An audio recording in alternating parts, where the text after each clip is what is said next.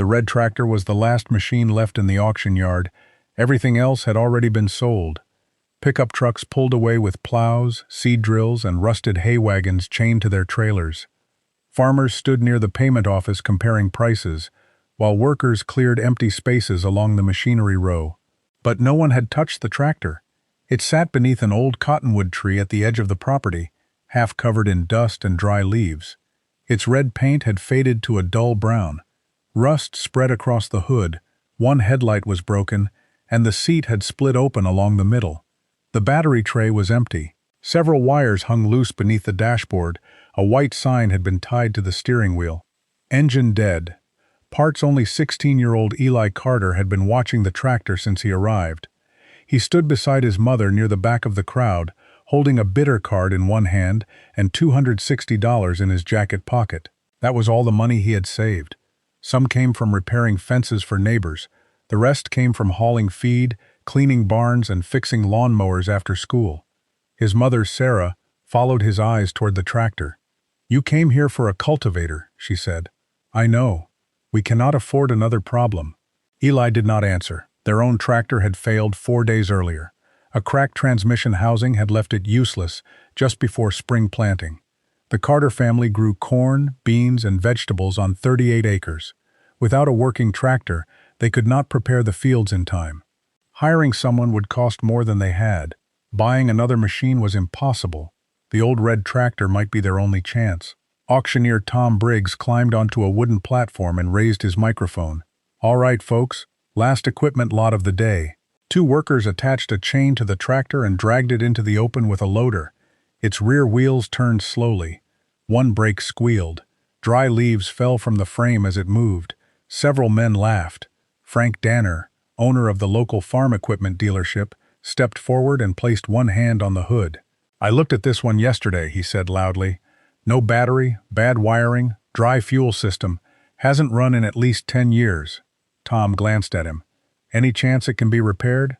Frank shrugged. "Anything can be repaired if you spend enough money, but this one belongs in a parts yard." Roy Bell, a scrap buyer wearing a stained brown coat, walked around the rear tires. He tapped the metal housing with a small hammer and studied the radiator. He was not interested in making the tractor run. He was calculating how much the steel, copper, and usable parts might be worth. Tom raised the microphone. "We'll start at $500. No hands moved. $400? Silence. $300? A man near the front called out, "Try 50. The crowd laughed. Tom smiled. "Fine. Who will give me $100? Roy raised 2 fingers. "100. Tom pointed toward him. "I have 100. Looking for 125. Eli lifted his bidder card. 125. The laughter stopped for a moment. Heads turned toward him. Roy looked over his shoulder and saw a thin teenage boy in a faded work jacket standing beside his mother. Then he smiled. 150, Roy said. Eli raised his card again. 175. A few men began whispering. Frank looked directly at Eli. "You know that tractor has no battery, son." Eli nodded. Frank pointed toward the loose wires beneath the dashboard. "No battery means no ignition." Eli looked at the small metal unit mounted beside the engine. It was a magneto. Unlike a modern ignition system, it could create its own electrical current when the engine turned. It did not need power from a battery to produce a spark. Eli had recognized it during his inspection that morning. He had also noticed something else. A thin wire ran from the magneto toward the dashboard. Its insulation had cracked away, leaving bare copper resting against the engine block. On that type of system, grounding the wire shut off the spark. If the damaged wire was touching metal, the tractor could remain permanently switched off. Eli did not know whether that was the only problem. The magneto could be ruined, the engine could have low compression, the carburetor could be blocked with rust. But Frank's explanation was wrong. The missing battery did not prove the tractor was dead. Roy raised his bid. 200. Tom looked at Eli. "I have 200. Do I hear 225? Eli remained still. $200 was the limit he had set before the auction began. He needed the remaining 60 for fuel, oil, and basic parts. If he bid again, he might own a tractor but have no money left to repair it. Sarah leaned closer. "You do not have to prove anything to these people." "I'm not trying to. Then why are you bidding? Eli looked at the tractor. Before the auction, he had turned the engine with the hand crank. The pistons moved. The oil was dirty, but it showed no obvious sign of water. The engine block had no visible cracks. The magneto was still complete. He did not see proof that the tractor would run. He saw reasons to investigate. Tom raised the gavel. $200, going once. Roy kept his eyes on Eli, going twice. Eli did not move. The gavel struck the platform. Sold for $200 to bidder 43. A few people clapped, others laughed. Roy shook his head and walked away. Frank stepped toward Eli. You just spent $200 on a machine with no electrical system. Eli lowered his bidder card. It has an electrical system. Frank glanced at the empty battery tray. Where? Eli pointed toward the magneto. Frank's smile weakened. For a second, neither of them spoke. Then Frank folded his arms. A magneto that old is probably dead too. Maybe. And if it is? Then I bought a broken tractor. The answer drew another laugh from the crowd. Eli walked to the payment table and counted out the money. The clerk stamped the receipt and pushed it toward him. Sold as is. No warranty, no refund. Sarah looked at the remaining bills in Eli's hand. $60. That was all they had left to make the tractor run. A worker approached them. All purchased equipment has to leave the property before dark. Sarah looked toward their pickup. They had no trailer large enough to carry the tractor. How much to have it hauled? She asked. The worker named a price higher than the money Eli had left. Sarah's expression tightened. Eli looked at the tractor. The crowd had begun moving toward the parking area, but several people remained nearby. They wanted to see what the boy who bought the dead machine would do next. Eli turned to Tom Briggs. Can I have 30 minutes before you move it? Tom studied him. For what? To see whether it can leave on its own. Someone behind them laughed. Frank shook his head. You think you're going to start that thing here? Eli walked toward the tractor with his toolbox. I think I'm going to find out why it doesn't. The old machine stood silent in the center of the yard. The crowd saw missing wires, faded paint, and 10 years of neglect. Eli saw a magneto, a grounded shutdown wire, and an engine that could still turn. He had 30 minutes, $60, and an auction yard waiting for him to fail. 4 days before the auction, the Carter family tractor failed in the east field. Eli was pulling a disc harrow when he heard a sharp crack beneath the seat. The tractor stopped moving. The engine continued to run, but the rear wheels no longer pulled. Eli shut it down and climbed beneath the transmission housing. A thin line of oil was spreading through the dirt. Then he saw the crack. It ran across the cast metal housing near the rear axle, wide enough for oil to drip steadily from the opening. His mother arrived in the pickup 20 minutes later. Sarah stood beside the damaged tractor while Eli cleaned the housing with a rag. Can it be welded? She asked. Maybe for a temporary repair. And a proper one? The housing would need to be replaced. Sarah looked toward the unfinished field. How much? Eli did not answer immediately. A used housing would cost more than they had saved. Labor would cost even more, and the nearest repair shop could not begin the job for at least 3 weeks. They had 10 days before the usual spring rain. After that, the low ground would become too wet to prepare. The Carter farm depended on a narrow planting window. Their 38 acres were small compared with the larger farms around them, but every field mattered. The upper ground was planted with corn and beans. The lower plots held tomatoes, squash, peppers, and sweet corn that Sarah sold at the roadside stand during summer. Without the spring crop, there would be little income until the following year. That evening, Eli called 3 farmers in the area. The first had no time to help. The second offered to prepare the fields for a price the Carters could not afford. The third said he might come after finishing his own planting, but by then the rain could already have arrived. Eli wrote the numbers on a sheet of paper at the kitchen table. Equipment hire, fuel, seed, fertilizer, property tax. The total was larger than the money in their farm account. Sarah sat across from him, opening a stack of unpaid bills. We could plant only the vegetable plots, she said, and leave the upper fields empty? For 1 year. We still have taxes on them. I know. Eli looked at the numbers again. They could sell 2 cows, but cattle prices were low. They could borrow money, but the bank had already refused them the previous winter. They could rent out part of the land, but once another farmer took over the fields, It might be difficult to recover them. Sarah closed the final envelope. We may have to accept that this season will be smaller. Eli looked through the kitchen window toward the dark fields. The farm had belonged to his grandfather before it belonged to his mother. His grandfather had taught him how to adjust a carburetor, set ignition timing, replace bearings, and listen for changes in an engine before they became serious failures. He had also taught Eli that machinery was useful only when it served the land. Now the land was ready, but the machine was not. The next morning, Eli removed the inspection cover from the damaged tractor. The failure was worse than he had hoped. A broken gear had struck the inside of the transmission housing. Several teeth lay in the oil, and the crack continued behind the axle support. Even a temporary weld would not make the tractor safe under load. He covered the machine with a tarp. Then he walked into the old workshop behind the house. Most of his grandfather's tools were still there. Wrenches hung above the bench. Metal drawers held ignition points, seals, gaskets, and small parts saved from machines that had disappeared years ago. On the wall was a faded photograph of his grandfather beside an old red tractor. The machine in the photograph had narrow front wheels, a rounded hood, and a magneto mounted beside the engine. Eli had helped repair it when he was 11. His grandfather had removed the battery and asked him why the engine could still produce a spark. Eli had not known. His grandfather tapped the magneto with one finger. "This makes its own electricity," he had said. Old does not mean simple. It means the design belongs to a different set of rules. Eli remembered that sentence when he saw the auction notice later that afternoon. A neighboring farm estate was being cleared after the owner's death. The listing showed plows, wagons, hand tools, and several pieces of old machinery. At the edge of one photograph sat a faded red tractor.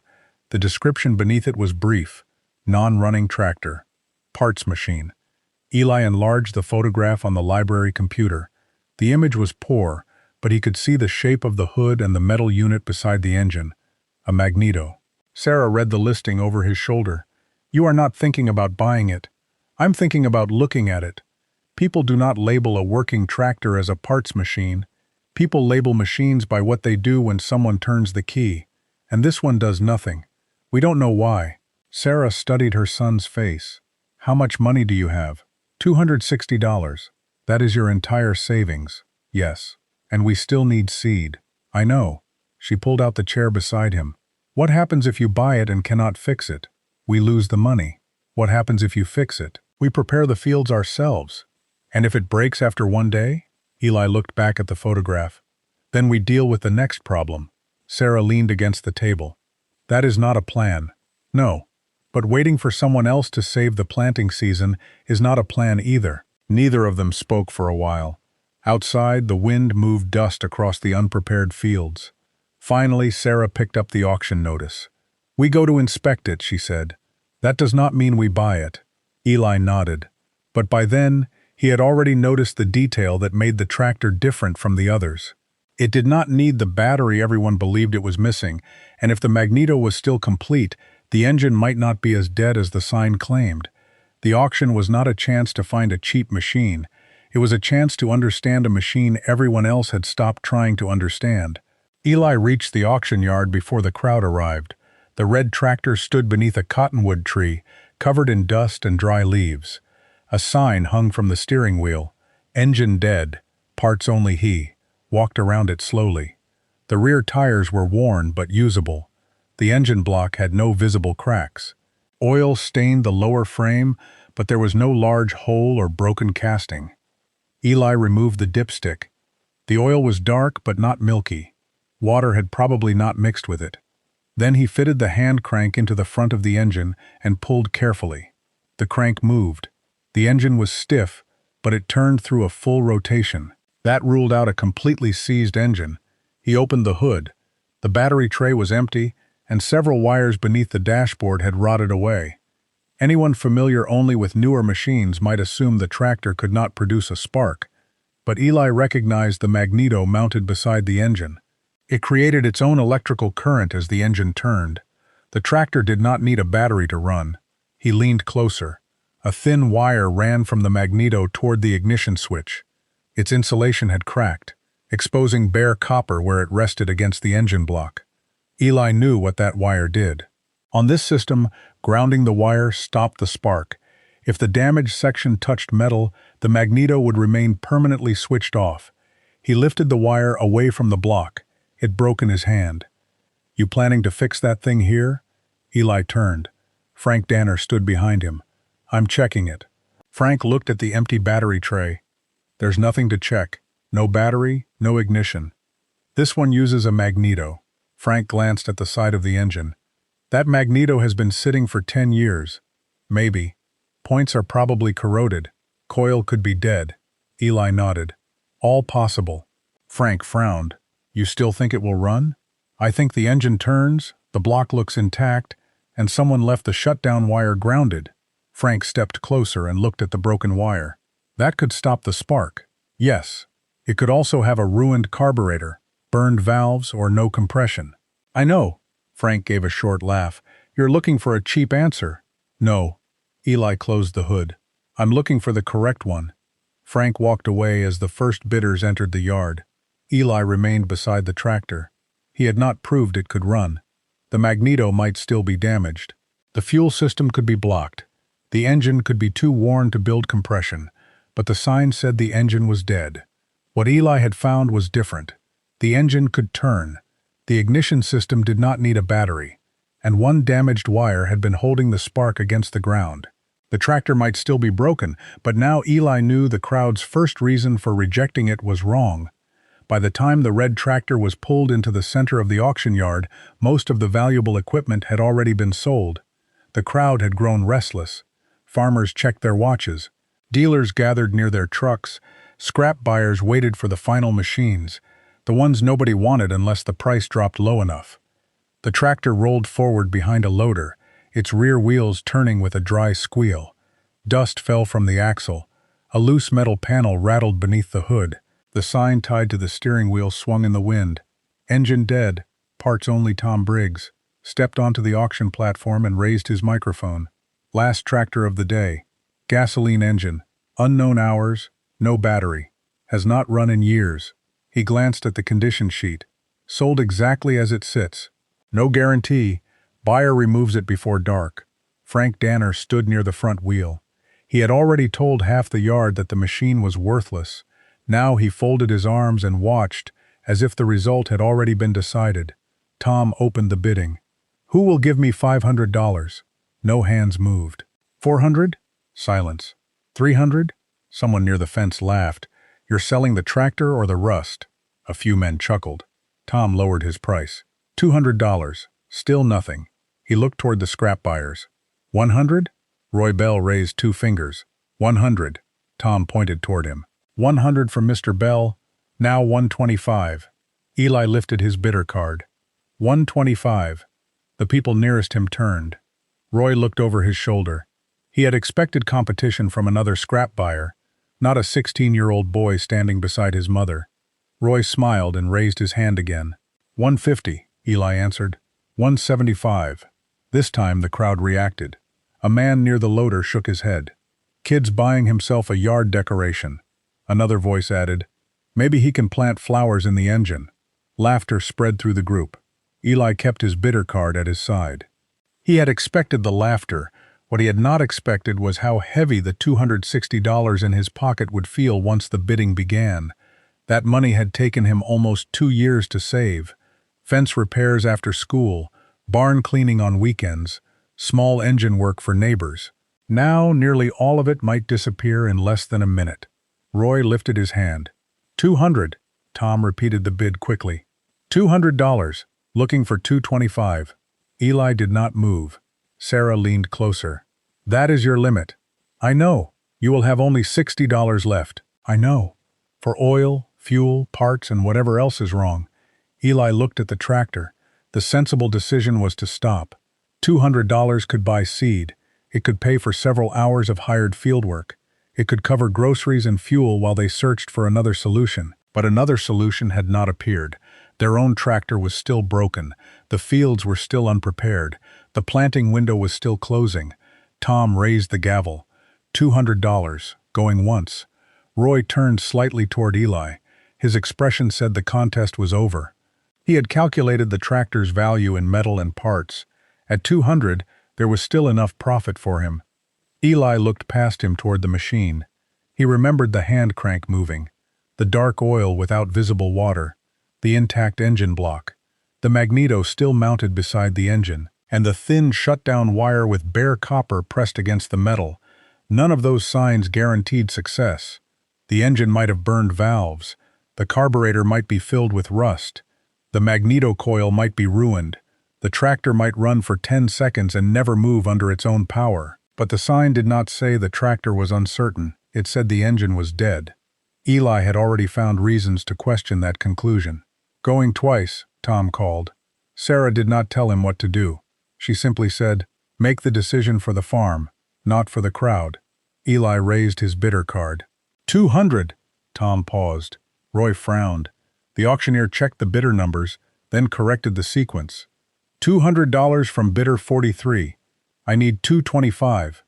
The crowd became quieter. Roy stared at Eli. For the first time, the scrap buyer no longer looked amused. He turned back toward the tractor and studied it again. The rear tires had value. The radiator could be sold. The magneto, carburetor, and cast housings might bring money if they were still usable. But every extra dollar reduced his profit. Tom looked at him. 225, Roy? Roy rubbed his jaw. Then he lowered his hand. I'm out. Tom scanned the rest of the yard. $200? Anyone at 225? Frank glanced toward the dealers, but nobody moved. No one wanted to compete with a boy for a machine already labeled dead. Tom lifted the gavel. $200, going once. Eli felt his pulse in his throat. Going twice. For one brief moment, he hoped someone else would bid. Then the decision would be taken away from him. No one did. The gavel struck the platform. Sold for $200. A few men clapped.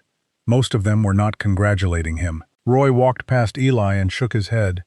You paid more than I would have given for the metal. Frank stepped closer. You understand what you bought? A tractor. You bought a machine with no battery, rotten wiring, and no spark. Eli looked toward the magneto. It doesn't need a battery to make spark. Frank's expression changed slightly, only for a second. Then he recovered. That magneto has been sitting for 10 years. Then I'll test it. And when it fails, then I'll know it failed. Frank gave a short laugh. You think testing it changes what it is? No. Eli looked at the sign on the steering wheel. It changes whether that sign is telling the truth. Inside the payment office, Eli counted 10 $20 bills onto the desk. The clerk checked them twice, then slid the sale form toward him. Printed above the signature line were 4 warnings. Sold as is. No warranty, no refunds. Buyer accepts all risk. Eli signed his name. The clerk stamped the receipt and handed it back. $200 was gone. The tractor was his. When Eli returned outside, one of the auction workers was waiting beside Sarah. All purchased equipment has to leave the property before sunset, the worker said. Sarah pointed toward their pickup.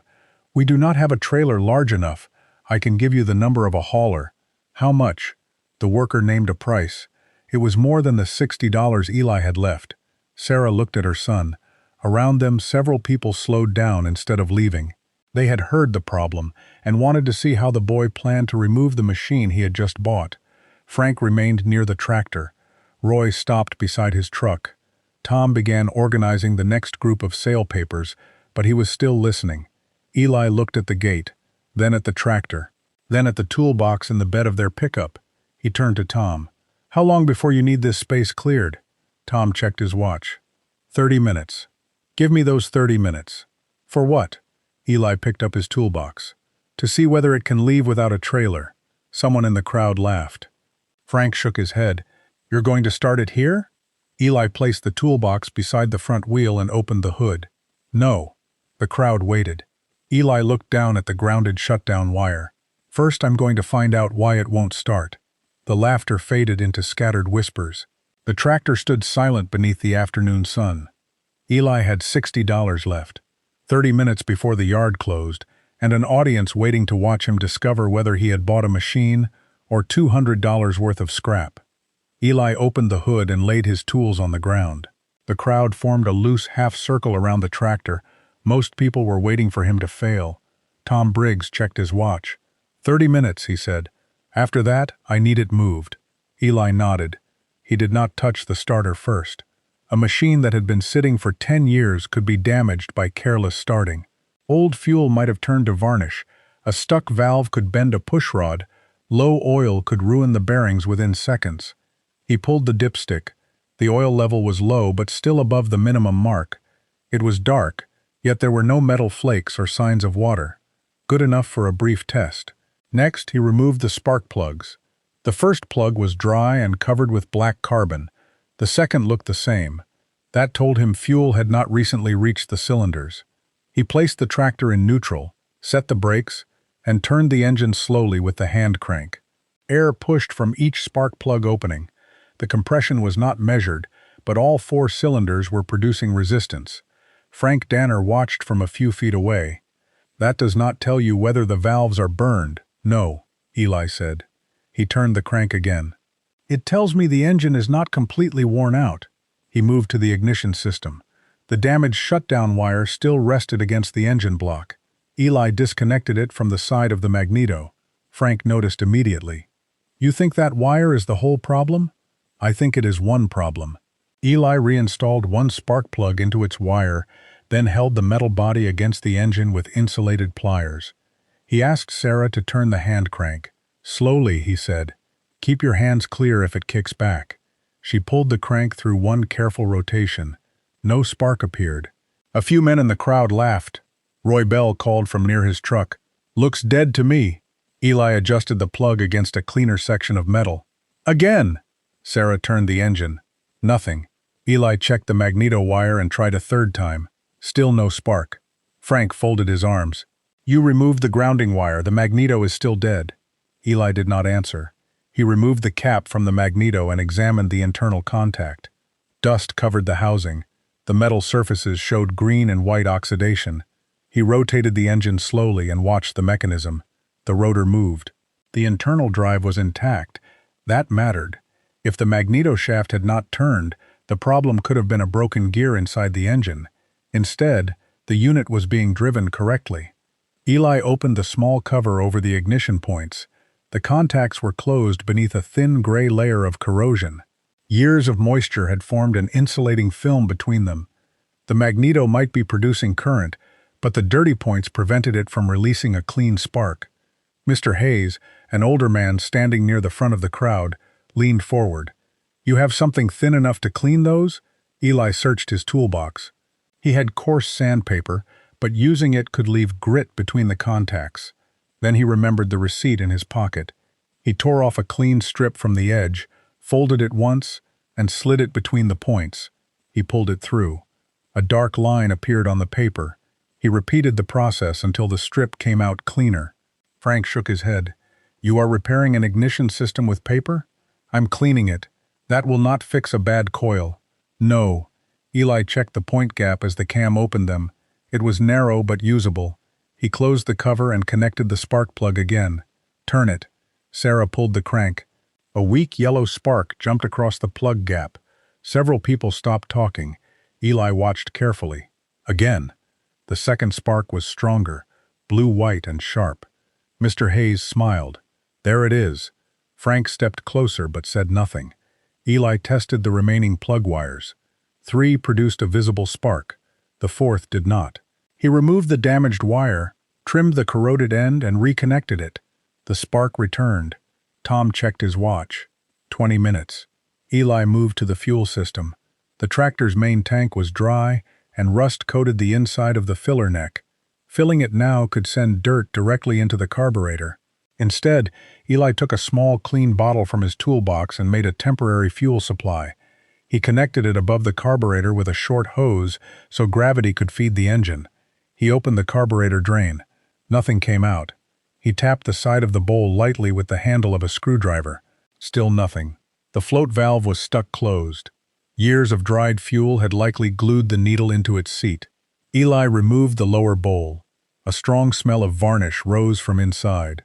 Brown residue coated the metal. The float barely moved, and the needle valve remained fixed in place. Roy laughed again. "You planning to rebuild the whole tractor before dark?" Eli ignored him. He sprayed the valve with cleaner and worked it gently until it moved. Then he cleared the main passage with a thin strand of copper wire. Mr. Hayes crouched nearby. "Do not enlarge the jet." "I won't." Eli pushed the wire through only far enough to remove the dried deposit. He reassembled the carburetor and opened the temporary fuel line. This time, gasoline entered the bowl. A small amount leaked from the gasket. Eli tightened the screws evenly until it stopped. Tom looked at his watch again. 12 minutes. Eli reinstalled the spark plugs and set the controls. Transmission in neutral, throttle slightly open, fuel on, ignition wire disconnected from ground. He did not have a battery, but the tractor had a hand crank. Mr. Hayes stepped forward. "Do you know how to use that safely?" "Yes." Eli positioned the crank so he would pull upward instead of pushing downward. He wrapped his fingers around the handle without placing his thumb across it. If the engine kicked backward, the crank could break a wrist. Sarah moved beside him. "Are you sure?" "No." He looked at the crowd. "But we have spark, compression, and fuel." He pulled the crank. The engine turned once. Nothing happened. He reset it and pulled again. A dull pop came from the exhaust. The crowd became quiet. Eli looked toward the pipe. A thin trace of smoke drifted from it. The engine had fired. Only once, but it had fired. Frank stepped closer. "That could be one cylinder. One is enough to keep testing." Eli adjusted the choke halfway and pulled again. The engine coughed twice, then stopped. Tom raised his voice. 5 minutes. Eli removed one plug. It was wet with gasoline. The engine was receiving too much fuel. He opened the choke fully, dried the plug, and leaned the throttle back. The crowd had stopped laughing. Now they watched every movement. Eli reinstalled the plug and returned to the hand crank. He took one breath. Then he pulled. The engine fired once, twice. For half a second the tractor shook, as if it were about to wake. Then it fell silent again. Eli looked at the magneto. The spark was present. The fuel was reaching the cylinders. The engine had compression. Something was still wrong, but the crowd could no longer call it dead. The tractor had just answered them. The tractor had fired, but it refused to keep running. Eli stood beside the engine, replaying the last attempt. It had compression. Fuel reached the cylinders. Each plug produced a visible spark, yet the engine only coughed when he pulled the hand crank. Mr. Hayes moved closer to the magneto. "Turn it again," he said. Eli reset the crank and pulled slowly. The engine rotated. The magneto shaft turned, but Mr. Hayes shook his head. "Again." Eli pulled a second time. "What are you listening for?" he asked. "The snap." Eli stopped. At low cranking speed, the magneto's impulse coupling should hold its internal rotor for a moment, then release it sharply. That quick movement created a stronger spark and delayed ignition until the piston was in a safer position. Without that mechanism, the magneto could still make a spark, but it might be too weak or arrive at the wrong moment for hand starting. Eli turned the crank again. There was no sharp click from the magneto, only the soft movement of its gears. "The impulse coupling is stuck," he said. Mr. Hayes nodded. "Most likely." Frank Danner stepped closer. "That means taking the magneto apart." "Not necessarily," Eli said. He removed the magneto from the engine, marking its position first so he would not lose the ignition timing. The drive end was coated in hardened grease. Eli turned the coupling by hand. It moved, but the spring-loaded weights remained trapped beneath a layer of dirt and old lubricant. He sprayed the mechanism with cleaner and worked it carefully. At first, nothing changed. Tom Briggs checked his watch. 7 minutes. Sarah looked toward the yard entrance, where a worker was preparing a loader to move the tractor. Eli continued rotating the coupling. The old grease softened. One weight shifted. Then the second released. The mechanism suddenly snapped forward in his hand. The sound was sharp enough for everyone nearby to hear. Mr. Hayes smiled. "That is what we were missing." Eli cleaned the coupling again, added a small amount of fresh lubricant, and tested it several times. Each rotation ended with the same hard click. He reinstalled the magneto using the marks he had made, then checked the first cylinder. The piston had to be near the top of its compression stroke when the magneto fired. If the unit was mounted one tooth or several degrees out of position, the engine could cough without starting. Eli removed the first spark plug and placed his thumb lightly over the opening. Sarah turned the crank slowly. Pressure pushed against his thumb.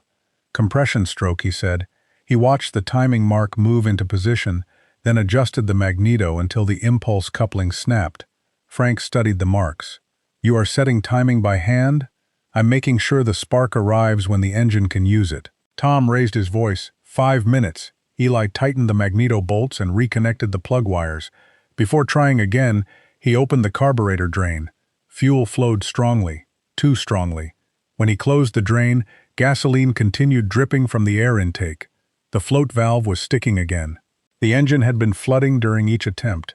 Eli tapped the carburetor bowl gently. The dripping slowed but did not stop.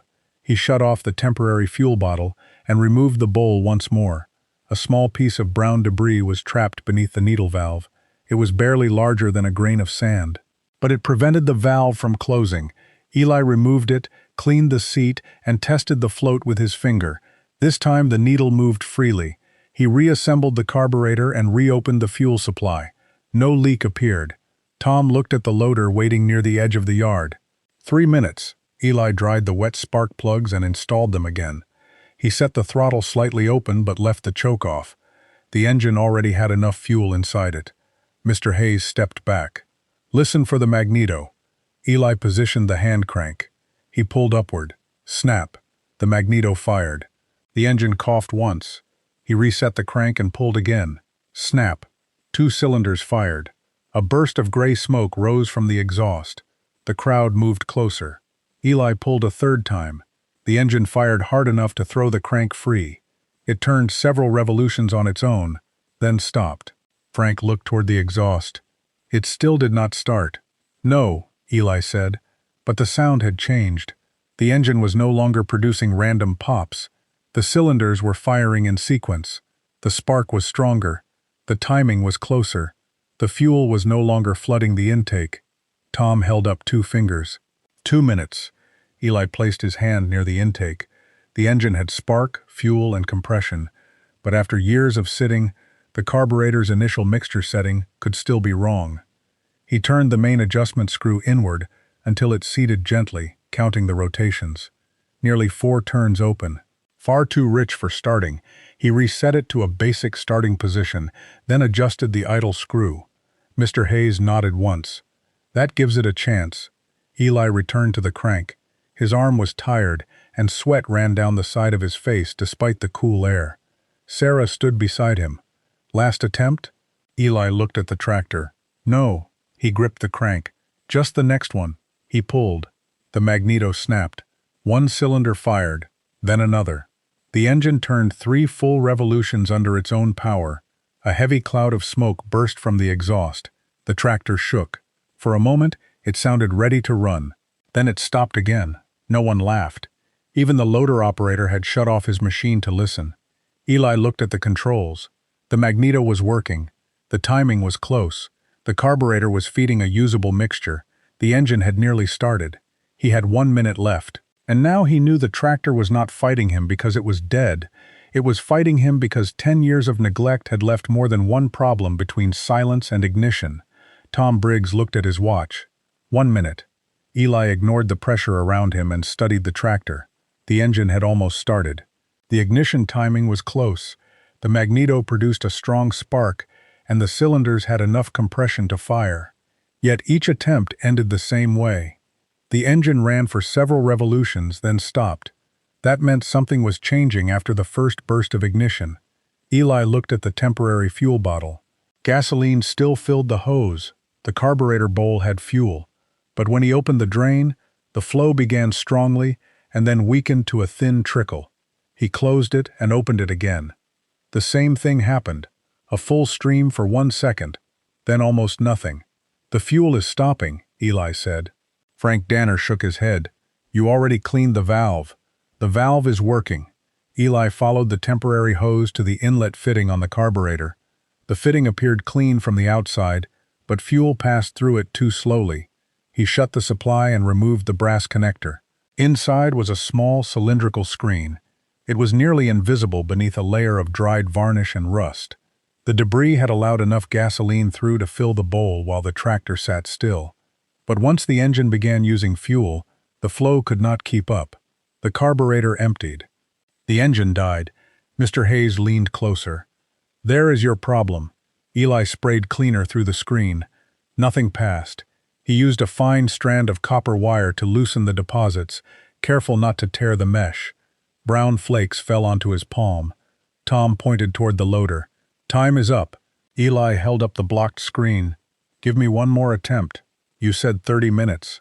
I found the restriction. Tom looked at the tractor, then at the crowd that had stopped preparing to leave. Even the workers were watching now. One attempt, he said. Eli cleaned the screen until light passed through it. He reinstalled the fitting, connected the fuel hose, and opened the valve. Gasoline flowed into the carburetor. He opened the drain. This time the stream remained steady. It did not slow. Eli closed the drain and checked the controls again. Transmission in neutral. Brakes locked. Throttle slightly open. Choke off. Magneto ungrounded. He turned the engine slowly until the hand crank reached the correct starting position. The yard became quiet. Sarah stood several feet behind him, holding his toolbox against her chest. Roy Bell had left his truck and returned to the edge of the crowd. Frank remained beside the front wheel, watching closely. Eli wrapped his fingers around the crank handle without placing his thumb across it. He pulled upward. The magneto snapped. The engine fired once. Eli reset the crank. He pulled again. A second sharp snap came from the magneto. 2 cylinders fired, sending a gray cloud from the exhaust. The engine stopped. Someone in the crowd released a disappointed breath. Eli did not look up. He adjusted the throttle slightly. The cylinders had been dry for years. The intake passages still held old residue. The engine might need several controlled attempts before the fuel mixture reached every cylinder correctly. He set the crank again. His arm shook from the repeated pulls. Mr. Hayes spoke quietly. "Do not rush it." Eli waited until the engine stopped rocking. Then he pulled. The magneto snapped. 1 cylinder fired. A second followed. The engine turned through another revolution without the crank. Then a 3rd cylinder joined. The tractor shook violently. Eli stepped away as the engine struggled to continue. For 2 seconds it ran at a rough, uneven speed. Then it began to slow. Eli reached toward the throttle and opened it slightly. The engine caught again. A 4th cylinder fired. A heavy burst of black smoke exploded from the exhaust pipe. The tractor roared. Dust dropped from beneath the hood. The loose dashboard wires jumped against the metal frame. The exhaust pulses shook dry leaves from the rear axle. Several people stepped backward. The engine speed rose too quickly. Eli immediately reduced the throttle. The roar dropped to an uneven idle. The tractor continued running. No one laughed. Eli moved to the side of the engine and watched for danger. Oil pressure. The gauge needle remained near zero. His expression changed. Come on. The engine had been sitting for a decade. It could take several seconds for the pump to fill the oil passages, but running without pressure could destroy the bearings. The needle moved. Slowly it climbed above the red zone. Eli released the breath he had been holding. He checked the radiator. No coolant poured from it. He listened to the engine block. No deep knocking, no grinding, only the irregular rhythm of a cold engine clearing old fuel and residue from its cylinders. The black smoke faded to gray. Then the exhaust began to clear. Tom lowered his microphone. Roy stared at the tractor he had valued only as scrap. "How did you know?" he asked. Eli kept his attention on the gauges. "I didn't? You spent $200 without knowing?" "I knew the engine turned. I knew the magneto could make its own spark. And I knew that shutdown wire was grounded." He glanced at the clean fuel screen resting beside his tools. The rest had to be tested. Frank stepped closer to the running engine. The magneto coil could still fail when it gets hot. "Yes." "The carburetor needs a proper rebuild." "Yes." "And you have not tested the clutch, transmission, or brakes." "I know." Frank looked at Eli. "You understand this tractor is not repaired." Eli nodded. "But it isn't dead." Frank had no answer. Sarah approached slowly. The engine's vibration traveled through the ground beneath her boots. "You made it run," she said. Eli looked toward the gate. "Now we have to find out whether it can move." He climbed into the seat and pressed the clutch pedal. It resisted, then moved downward. Eli placed one hand on the gear lever. The crowd moved away from the wheels. He tried to select first gear. A harsh grinding sound came from the transmission. Eli returned the lever to neutral immediately. The engine continued idling, but the tractor remained still. The crowd had just watched a dead engine come back to life. Now Eli faced a different problem. Starting it had stunned them. Driving it out of the auction yard would require the old machine to reveal what else 10 years of silence had hidden. The engine was running. The tractor still would not move. Eli pressed the clutch pedal again and tried first gear. The gears ground loudly. He pulled the lever back to neutral. Mr. Hayes stepped closer. The clutch disc is probably stuck to the flywheel. The tractor had sat for 10 years. Moisture could rust the clutch surfaces together, leaving the transmission connected even when the pedal was fully pressed. Frank Danner looked at the waiting loader. "You are not freeing that in the middle of an auction yard." Eli shut off the engine. The sudden silence felt heavier now that everyone knew the tractor could run. He checked the clutch linkage first. The pedal moved, but the rod beneath it barely pulled the release arm. Rust had formed around the joints, and years of wear had created too much free play. Eli sprayed the linkage with penetrating oil and worked the pedal repeatedly. The movement improved, but not enough. He shortened the adjustment rod until the release arm traveled farther. Then he started the tractor again. The engine fired after 2 pulls of the hand crank. Eli pressed the clutch and tried the gear lever. The grinding was softer, but still there. "The linkage was part of it," he said. "The disc is still stuck." Tom Briggs folded his arms. "The tractor has to leave." Eli looked across the yard. There was an open section of packed dirt ahead of the tractor. No people, no parked vehicles, no steep slope. He formed a plan. He shut the engine down again and selected first gear while everything was still. Then he pressed the clutch pedal fully and locked it down with a short length of chain.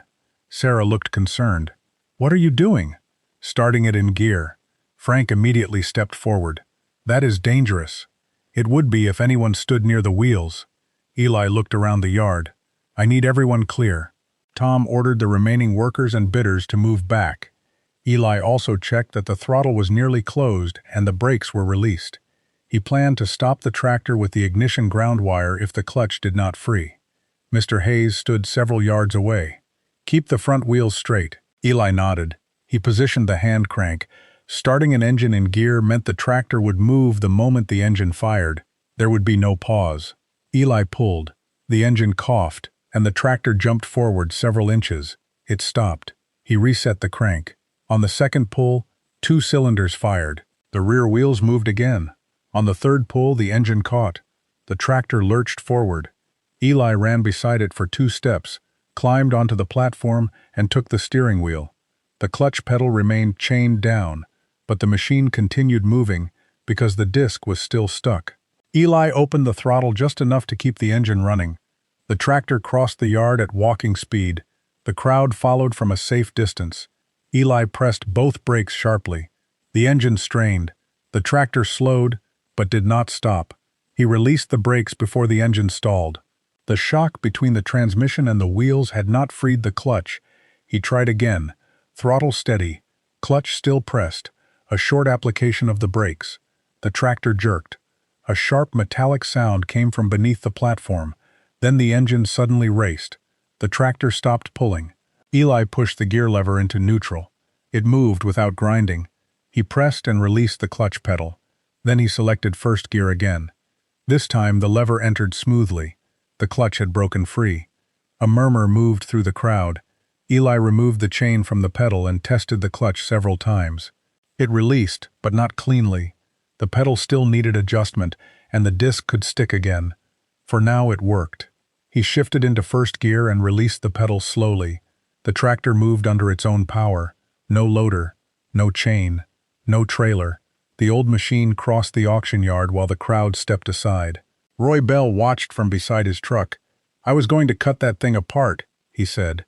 Eli kept both hands on the steering wheel. Frank walked beside the tractor for a few yards. "The brakes are uneven," he called. Eli had already noticed. The tractor pulled slightly left whenever he pressed the pedals. "I know. The steering has too much play. I know. And that clutch needs to come apart." Eli looked ahead toward the gate. "I know." Frank stopped walking. He had expected Eli to argue. Instead, the boy kept driving. The tractor was not restored. It was not safe for fieldwork yet. It still had worn brakes, loose steering, and a fuel system held together by temporary repairs. But it had done what the sign said it could not do. It started. It moved. And it left the auction yard under its own power. As Eli passed through the gate, Tom Briggs looked at the cardboard sign still tied to the steering wheel. Engine dead. Parts only. He reached up and tore it off. Then he handed it to Sarah. Your boy may want to keep this. Sarah looked toward Eli driving slowly along the roadside. The tractor had cost $200. Getting it home had cost nothing. But proving the crowd wrong was no longer the important part. Now Eli had to make the machine reliable enough to save the planting season. Eli drove the tractor only half a mile before stopping. The engine was still running, but the oil pressure needle had begun to fall. He pulled onto the grass beside the road and shut it down. Sarah arrived in the pickup a minute later. What happened? Pressure dropped. Is the engine damaged? I stopped before finding out. Eli opened the hood and checked the oil level. It had not changed. There was no fresh leak beneath the tractor, and the engine had made no knocking sound. The problem might be the gauge, but he could not risk assuming that. Mr. Hayes arrived behind them in an old truck. I thought you might need help getting home, he said. Eli pointed to the gauge. Pressure was good when it started, then it dropped. Mr. Hayes touched the side of the engine block. Could be the relief valve sticking. The oil pressure relief valve controlled how much pressure remained inside the lubrication system. After 10 years of sitting, old sludge could hold it partly open. If that happened, oil would return too quickly instead of reaching the bearings with enough pressure. They waited for the engine to cool. Then Eli removed the small valve cover near the oil pump. The spring inside was coated with thick black residue. The valve piston moved inward but did not return freely. There, Mr. Hayes said. Eli cleaned the piston, spring, and bore until the parts moved without resistance. He reassembled the valve and checked the oil again. The oil was too old to trust for field work, but he did not have enough money for a full service at the roadside. They poured in a small amount of clean oil to bring the level safely to the mark. Then Eli restarted the engine. The pressure needle climbed. He let the tractor idle for 5 minutes. The needle stayed steady. Do not drive it hard, Mr. Hayes said, and change every fluid before you put it in a field. Eli nodded. The rest of the trip home was slow. He stayed in first gear, avoided steep ground, and stopped twice to check the temperature and oil pressure. By late afternoon, the red tractor entered the Carter farm. Sarah opened the barn doors while Eli drove inside. The machine had escaped the auction yard, but it was still full of unknowns. The next morning, Eli began a complete inspection. He drained the engine oil first. The fluid came out thick and dark, carrying small pieces of carbon, but no large metal fragments. He replaced the oil filter with an old spare Mr. Hayes had kept in his workshop. Then he drained the transmission. Water came out before the gear oil. The tractor had spent years in a damp building, and condensation had collected inside the housing. Eli flushed the case and refilled it with clean oil. The cooling system was worse. The lower radiator hose cracked when he touched it. Rust-colored water drained from the block, followed by flakes of scale.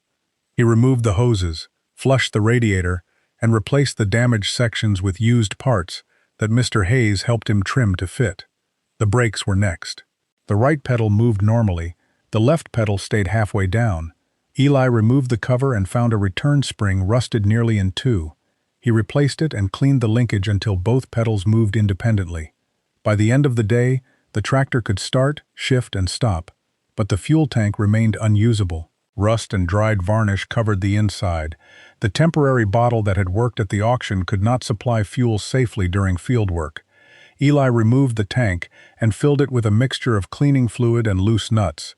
He shook it repeatedly, using the metal pieces to break away the rust. The liquid came out brown. He repeated the process until the drain ran clearer. Then he installed a new sediment screen and rebuilt the carburetor with the best parts from 2 old repair kits in his grandfather's workshop. When he opened the fuel valve, no gasoline leaked. The engine started on the second pull. It idled more evenly than it had at the auction. Sarah stood beside the barn. Is it ready now? Eli listened to the engine. The oil pressure was stable. The temperature stayed low. The clutch released. The brakes responded together. Ready for a test, he said. That sounds different from ready. It is. He connected a small cultivator to the rear drawbar and drove toward the garden plot. The first pass went smoothly. The tractor pulled through soft soil without losing speed. On the second pass, the engine began to miss. Then it lost power. Eli stopped before it stalled. He opened the fuel bowl. Clean fuel was entering, but only slowly. More rust had broken loose from the tank and collected against the new screen. Sarah looked toward the dark clouds forming beyond the western field. How many more hidden problems are there? Eli removed the screen and cleaned it. I don't know. The auction crowd had believed one failure made the tractor worthless. Eli was learning the opposite lesson. Making an old machine run once was simple compared with making it reliable. Every hour of work revealed another weak point, and the planting season was now only 6 days away. The tractor lost power again at the edge of the garden plot. Eli shut off the fuel valve and removed the sediment screen. A thin layer of rust covered it. The cleaned tank was still releasing debris. Sarah looked toward the western sky. We cannot stop every 20 minutes to clean that. We won't. Eli had already decided the temporary repair was not enough. He removed the fuel tank again and carried it into the workshop. This time, he did not simply rinse it. He inspected every seam with a flashlight and found loose rust trapped behind the internal baffle. The debris would continue breaking free whenever the tractor crossed rough ground. Replacing the tank was impossible. Eli used the remaining fuel system cleaner, flushed the tank repeatedly, then fitted a larger temporary filter between the tank and the carburetor. It would catch the remaining particles before they reached the narrow inlet screen. He also added a shutoff valve that could be serviced quickly in the field. By evening, the fuel flowed steadily. The tractor started on the second pull and ran for nearly an hour without losing power. That was the longest it had operated since the auction. But the real test began the next morning. Eli connected the disc harrow and drove toward the east field, where the family tractor had failed. The soil was dry on top but firm beneath the surface. Dark clouds remained beyond the ridge, moving closer each day. Sarah followed in the pickup with tools, water, and spare fuel. Eli lowered the disc into the ground. The tractor slowed under the load. Its exhaust turned darker, and the engine began working with a deeper rhythm. For the first 100 yards, it held steady. Then the temperature needle rose. Eli lifted the disc immediately and reduced the throttle. The temperature stopped climbing but did not fall. He drove to the edge of the field and shut the engine down. The radiator was not leaking. The fan belt was tight. The coolant level was still safe. Eli placed his hand near the radiator fins. The upper section was hot. The lower section remained much cooler. Coolant is not moving through the whole radiator, he said.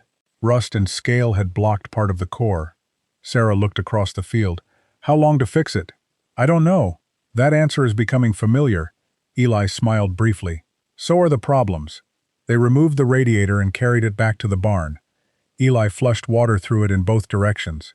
Brown liquid and pieces of scale came out, but several passages remained blocked. Mr. Hayes arrived after Sarah called him. He examined the radiator. You can keep flushing it, he said, but do not force too much pressure through that old metal. Eli used a low-pressure hose and worked slowly. After nearly an hour, water began flowing evenly across more of the core. It was not perfect. It was enough to try again. Back in the field, the temperature remained stable as long as Eli kept the tractor in a lower gear. He did not push for speed. He watched the gauges and listened to the engine. Every pass across the field became a test. Oil pressure steady, temperature normal, fuel flowing, clutch releasing, brakes balanced. By midday, the first section was finished. Then the left front wheel began to shake. Eli stopped and found the steering linkage loose at the tie rod end. The retaining nut had backed away, leaving dangerous movement in the joint. Another mile of driving could have allowed the steering arm to separate completely.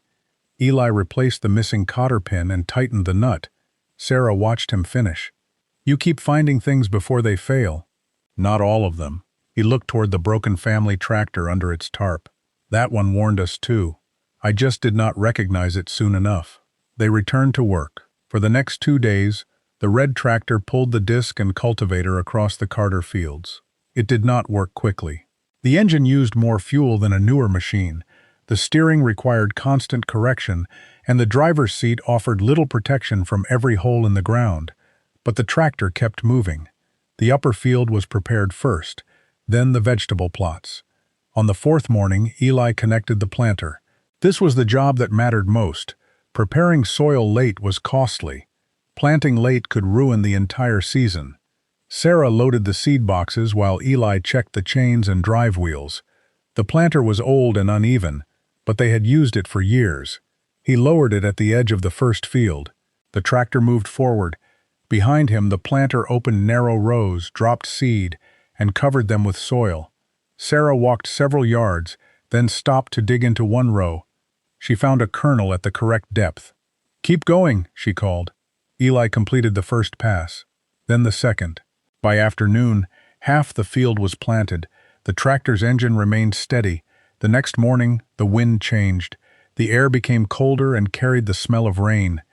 Eli increased the pace slightly but refused to run the tractor at full throttle. A broken machine would plant nothing. They worked until sunset. The final vegetable plot remained unfinished. Lightning appeared far beyond the hills. Sarah checked the sky. "We may have 2 hours." Eli filled the tractor's tank and inspected the fuel filter. A small amount of rust had collected inside, but the line remained clear.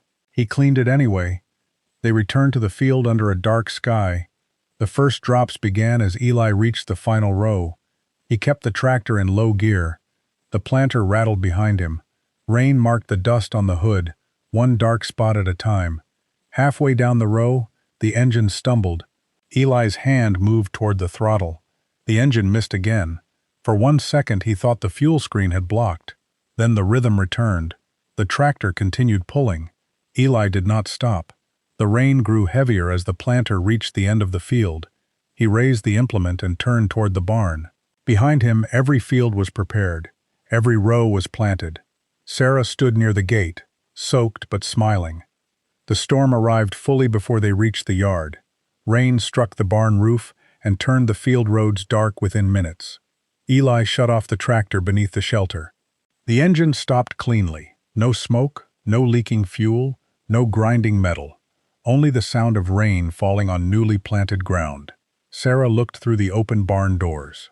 "We made it." Eli rested one hand on the faded red hood. The tractor had not made them faster than the large farms around them. It had given them enough time. At the auction, starting the engine had surprised the crowd. Here, far from anyone watching, the old machine had done something more important. It had saved the planting season. 3 weeks after planting, Eli drove the red tractor back into town. He had not restored it. The paint was still faded. One headlight remained broken. The seat was covered with a piece of heavy canvas, and the hood still carried the scratches it had worn at the auction. But the engine ran smoothly. The magneto snapped sharply at startup. The rebuilt carburetor delivered fuel without flooding. The oil pressure stayed steady, and the temperature remained normal even under load. Eli had come to the farm supply store for seed trays and a new fan belt. The Saturday auction was already underway across the road. As he passed the entrance, several people turned toward the sound of the tractor. Roy Bell recognized it first. "That's the $200 machine." The word spread quickly. Men who had watched Eli struggle with the hand crank stepped away from the auction line. A few crossed the road to get a closer look. Eli parked beside the supply store and shut off the engine. The tractor stopped cleanly. No smoke, no leaking fuel, no sudden mechanical noise. Roy walked around it slowly. "You drove this all the way from your farm?" "Yes." "How far?" 7 miles. Roy looked at the tires and the fresh dirt packed around the drawbar. "You've been working it." "We planted every field with it." That answer changed the mood. Starting an engine once could be luck. Pulling a disc, cultivator, and planter across 38 acres was proof. Tom Briggs, the auctioneer, came across the road carrying his microphone. He looked at the tractor, then at Eli. "I almost had the loader push this thing into the scrap row." Eli nodded. "You gave me one more attempt. I thought I was giving you enough time to admit defeat." Roy laughed. "At least you admit it." More people gathered. Some asked what Eli had replaced. Others wanted to know how much money he had spent. "Fuel cleaner," Eli said. "Oil, filters, hoses, a few seals, and some wiring." "You rebuild the engine?" someone asked. "No." "Replace the magneto?" "No." "What was wrong with it?" Eli pointed beneath the hood. The shutdown wire was grounding the ignition. The magneto points were corroded. The impulse coupling was stuck. The carburetor and fuel screens were blocked. One of the farmers shook his head. All small things. Small enough by themselves, Eli said. Together, they made the tractor look dead. Frank Danner arrived last. He stopped several feet away and listened as Eli restarted the engine. The magneto snapped. The tractor fired on the second pull and settled into a steady idle. Frank stepped closer. He inspected the new fuel line, clean wiring, repaired controls, and temporary filter Eli had installed beneath the tank. "You flushed the cooling system?" "Yes." "Transmission oil?" "Changed it." "Clutch?" "Freed it, adjusted the linkage, and checked it under load." "Brakes?" "Both sides cleaned and balanced." Frank moved to the exhaust and listened. The engine no longer missed. He opened the hood and placed one hand near the block. Eli allowed him to inspect it. After a minute, Frank closed the hood. "I'll give you $1,200. The conversations around them stopped. Eli looked at him. "For the tractor?" "Cash." Roy gave a low whistle. The offer was 6 times what Eli had paid. $1,200 could replace the broken transmission housing on the Carter family's original tractor. It could cover seed, fuel, and several outstanding bills. Sarah had come into town in the pickup and now stood at the edge of the crowd. She did not speak. Frank continued. "You have already proved your point. Sell it before something expensive fails." Eli looked at the tractor. Frank was not entirely wrong. The red machine was old. Its steering still had play. The radiator was partially restricted. The rear tires would eventually need replacement. Any one of those problems could become expensive, but the Carter farm still needed a tractor. Selling this one would provide money and remove the machine that had planted their fields. It would also return them to the same problem they had faced before the auction. "No," Eli said. Frank studied him. $1,500. "No. You paid $200. I know. You may never get another offer like this." "I'm not trying to sell it." Frank glanced toward the people watching. "You think keeping it proves you were smarter than everyone here?" Eli shook his head. "I kept it because we needed it." The answer left Frank with nothing to argue against.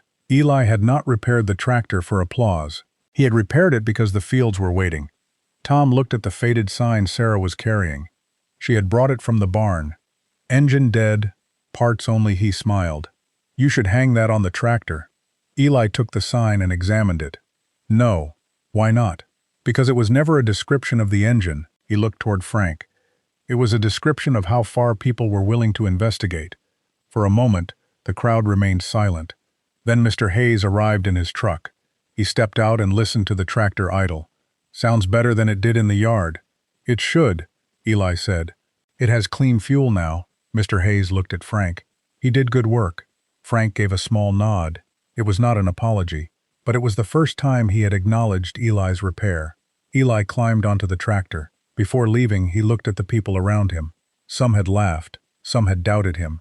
Most had simply accepted the sign because checking the machine would have required time, effort, and uncertainty. Eli turned the tractor toward the road.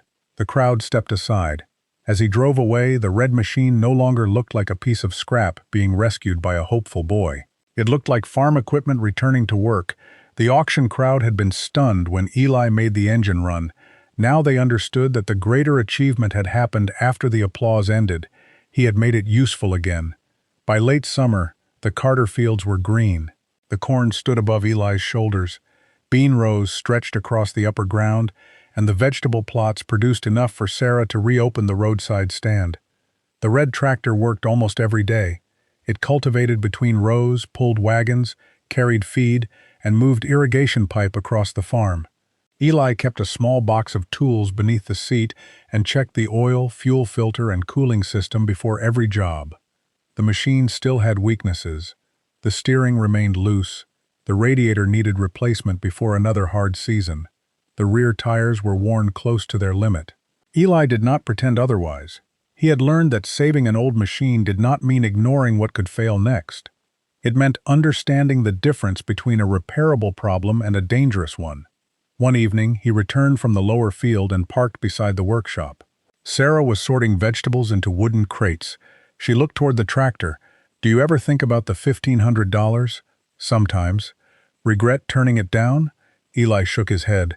They had earned more than that from the crops the tractor helped plant. More importantly, the fields had remained theirs. Selling the machine might have paid a few bills. Keeping it had allowed them to keep working. Inside the workshop, the old auction sign hung above the bench. Engine dead, parts only beside it, were the damaged shutdown wire, the blocked fuel screen, and the strip of paper Eli had used to clean the magneto points. Each part was small enough to fit in his hand. Together they had silenced an entire tractor. Mr. Hayes visited the farm near the end of harvest. He listened to the engine while Eli pulled a wagon loaded with pumpkins toward the roadside stand. "You planning to restore the paint this winter?" he asked. "Maybe protect the metal. You should make it look new." Eli looked at the faded hood. "I don't want it to look new." "Why not?" "Because it isn't new. The rust was part of the machine's history. So were the repairs. Eli wanted it safe, dependable, and honest, not disguised as something it had never been. At the end of the season, the Carter family harvested enough corn and beans to cover the farm expenses they had feared they could not pay. They kept the land, they repaired the barn roof, they even set aside money for new rear tires and a radiator. The old family tractor remained beneath its tarp, waiting for a proper transmission repair. Eli planned to rebuild it when the farm could afford the parts. Until then, the red tractor carried the workload. One cold morning after harvest, Eli started it beside the barn. He opened the fuel valve, set the throttle, and positioned the hand crank. The magneto snapped. The engine fired on the first pull. Its steady rhythm rolled across the empty fields. Sarah stood in the workshop doorway, holding the auction sign. "You still want this hanging inside?" she asked. Eli took it from her. For a moment, he considered throwing it away. Instead, he fastened it to the wall above his grandfather's photograph. The sign was wrong about the tractor, but it reminded him how easily a conclusion could become accepted when no one wanted to test it. The crowd had seen an empty battery tray and rotten wires. Eli had recognized a machine built by different rules. They saw age as evidence of failure. He saw one grounded wire, corroded points, a stuck coupling, and a blocked fuel screen. He had not performed a miracle. He had followed the evidence. Eli climbed into the seat and drove toward the far pasture. The old tractor moved beneath the morning sun, its faded red hood trembling above the engine. $200 had bought a machine everyone else had forgotten. Patience had made it useful again, and knowledge had turned what looked like scrap into another season for the Carter farm.